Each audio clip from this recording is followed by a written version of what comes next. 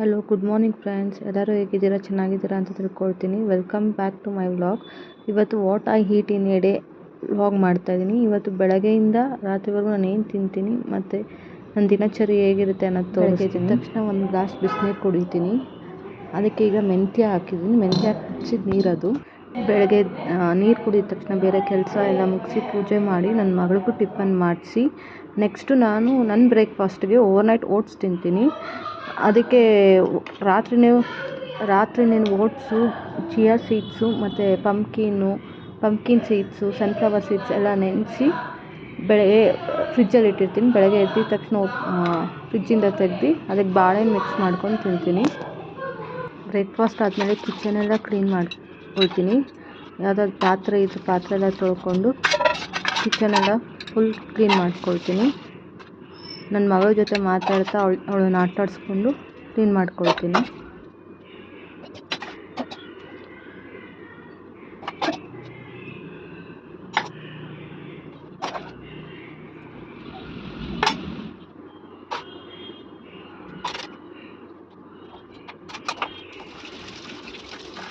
ಇಷ್ಟು ನನ್ನ morning routine ಆಗಿರುತ್ತೆ.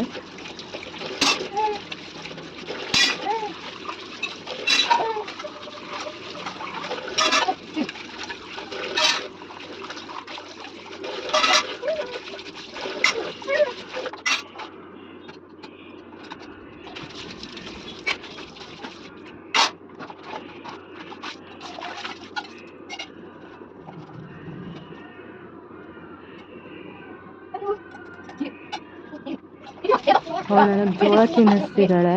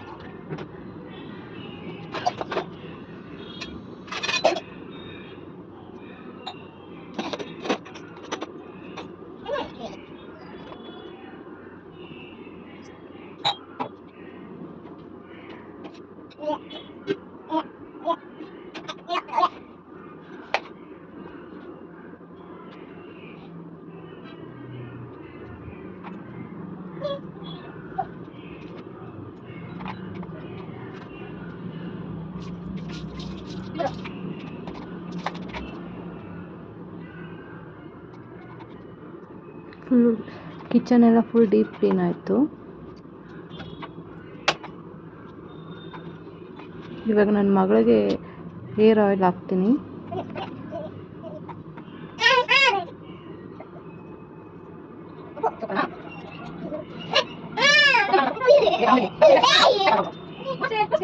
ಹೇರ್ ಆಯಿಲ್ ಹಾಕ್ಬಿಟ್ಟು ಅವಳಿಗೆ ಸ್ನಾನ ಮಾಡಿಸ್ಬಿಟ್ಟು ಅವಳು ಮಲಗಿಸ್ತೀನಿ.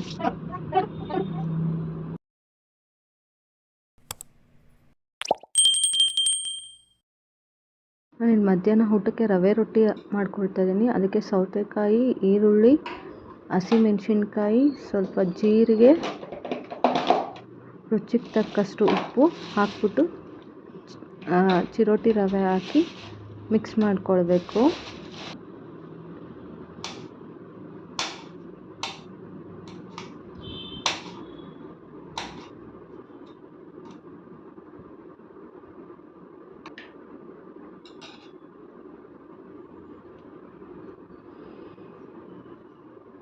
ಎಲ್ಲ ಹೆಚ್ಚಿ ತುರ್ಕೊಂಡಿದ್ದಾದಮೇಲೆ ಚಿರೋಟಿ ರವೆ ಹಾಕ್ಕೊಂಡು ಮಿಕ್ಸ್ ಮಾಡ್ಕೋಬೇಕು. ತುಂಬ ತೆಳ್ಳಗೂ ಇರಬಾರ್ದು, ಗಟ್ಟಿನೂ ಇರಬಾರ್ದು.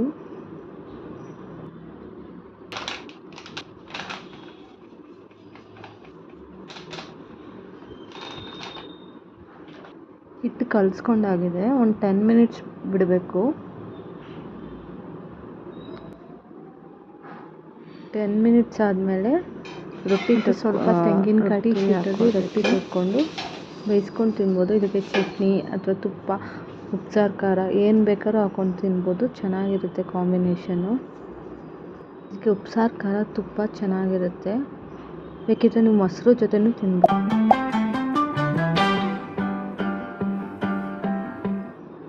ಡಿನ್ನರ್ಗೆ ಸೊಪ್ಪು ಸಾರು ಮಾಡ್ತಾಯಿದ್ದೀನಿ. ರೆಸಿಪಿ ತೋರಿಸ್ತೀನಿ. ಇದಕ್ಕೆ ಬೇಕಾಗಿರೋದು ಇಂಗ್ರೀಡಿಯೆಂಟ್ಸ್ ಬಂದು ಬೇಳೆ, ತೊಗರಿಬೇಳೆ ಮತ್ತು ಮಸೂರ್ ದಾಲ್. ನಾನು ಸ್ವಲ್ಪ ಹೆಸರು ಬೇಳೆ ಹಾಕ್ಕೊಂಡಿದ್ದೀನಿ. ಅದು ಆಪ್ಷನಲ್, ನಿಮ್ಗೆ ಹಾಕ್ಕೊಂಡ್ರೆ ಹಾಕ್ಬೋದು, ಇಲ್ಲರಿಲ್ಲ. ಹಾಕಿದ್ರೆ ಚೆನ್ನಾಗಿರುತ್ತೆ, ಪ್ರೋಟೀನ್ಸ್ ಎಲ್ಲ ಸಿಗುತ್ತೆ. ಹೆಸರು ಬೇಳೆ ಹಾಕ್ಕೊಳ್ಬೇಕು. ಇದು ಆಪ್ಷನಲ್, ಕಂಪ್ಲೀಟ್ಲಿ ಆಪ್ಷನಲ್. ನಿಮ್ಗೆ ಬೇಕಂದರೆ ಹಾಕ್ಕೊಬೋದು, ಇಲ್ದಿರಲಿಲ್ಲ ಪರವಾಗಿಲ್ಲ. ಬೇಳೆ ಎಲ್ಲ ಹಾಕಿದ್ಮೇಲೆ ಒಂದು ಟೊಮೆಟೊ ಹಾಕ್ಕೊಬೇಕು. ಬೇಳೆ ಎಲ್ಲ ತೊಳೆದು ಟೊಮೆಟೊ ತೊಳೆದು ಹಾಕ್ಕೊಬೇಕು. ಇದು ಅದು ಟಿಫಿನ್ ಕಟ್ ಆಗಿದೆ. ಈರುಳ್ಳಿ, ಕುಕ್ಕರ್ಗೆ ಒಂದು ಈರುಳ್ಳಿ ಹಾಕಬೇಕು. ಇವಾಗ ಸ್ವಲ್ಪ ಕರಿಬೇವು, ಹಸಿಮೆಣಸಿನ್ಕಾಯಿ ಹಾಕ್ಕೊಬೇಕು.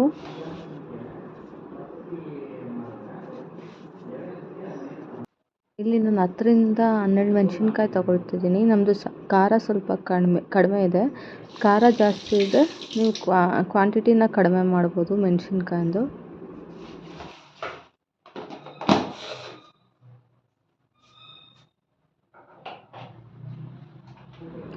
ಈಗ ಸ್ವಲ್ಪ ಜೀರಿಗೆ,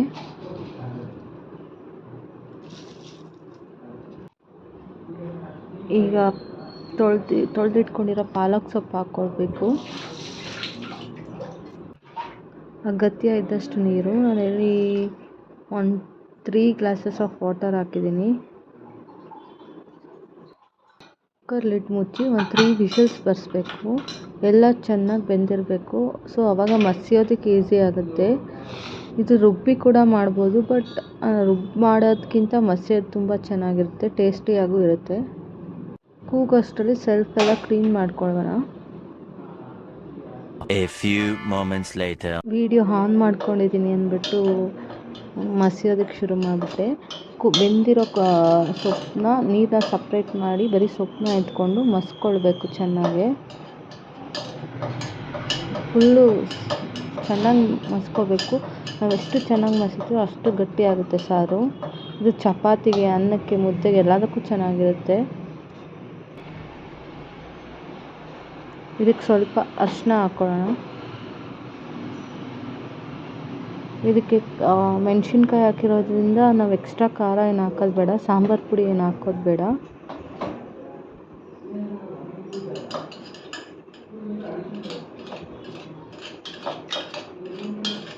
ಚೆನ್ನಾಗಿ ಮಿಕ್ಸ್ ಮಾಡಿಕೊಂಡು ಒಗ್ಗರಣೆ ಕೊಟ್ಕೊಬೇಕು. ಬಸ್ಕೊಂಡಿರೋ ನೀರನ್ನ ಹಾಕ್ಕೊಳ್ಬೇಕು ಮಸ್ಕೊಂಡಿರೋದಕ್ಕೆ. ಸೊ ನಿಮ್ಮ ಕನ್ಸಿಸ್ಟೆನ್ಸಿ ನೋಡಿ ನಾವು ನೀರು ಮಿಕ್ಸ್ ಮಾಡ್ಕೊಬೇಕು. ನಿಮಗೆ ಜಾಸ್ತಿ ತೆಳ್ಳಗೆ ಬೇಕಾ, ಗಟ್ಟಿಯಾಗಬೇಕಾ ನೋಡಿಕೊಂಡು ನೀರು ಮಿಕ್ಸ್ ಮಾಡ್ಕೊಬೇಕು. ಪಾತ್ರೆ ಇಟ್ಕೊಂಡು ಅದಕ್ಕೆ ಸ್ವಲ್ಪ ಎಣ್ಣೆ ಕಾದಾದಮೇಲೆ ಸಾಸಿವೆ, ಜೀರಿಗೆ ಮತ್ತು ಕರಿಬೇವು ಹಾಕಬೇಕು.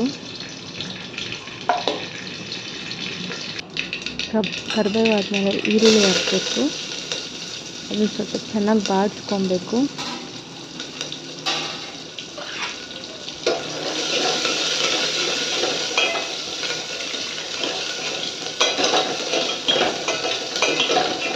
ಮತ್ತು ಸ್ವಲ್ಪ ಹಿಂಗೆ ಹಾಕ್ಕೊಳ್ತಿದ್ದೀನಿ. ಇವಾಗ ಮಸ್ಕೊಂಡಿರೋ ಸೊಪ್ಪನ್ನು ಪಾತ್ರೆಗೆ ಹಾಕಬೇಕು. ಹಾಕ್ಬಿಟ್ಟು ಸ್ವಲ್ಪ ರುಚಿಗೆ ತಕ್ಕಷ್ಟು ಉಪ್ಪು ಹಾಕಿ ಚೆನ್ನಾಗಿ ಕುದಿಯೋದಕ್ಕೆ ಬಿಡಬೇಕು.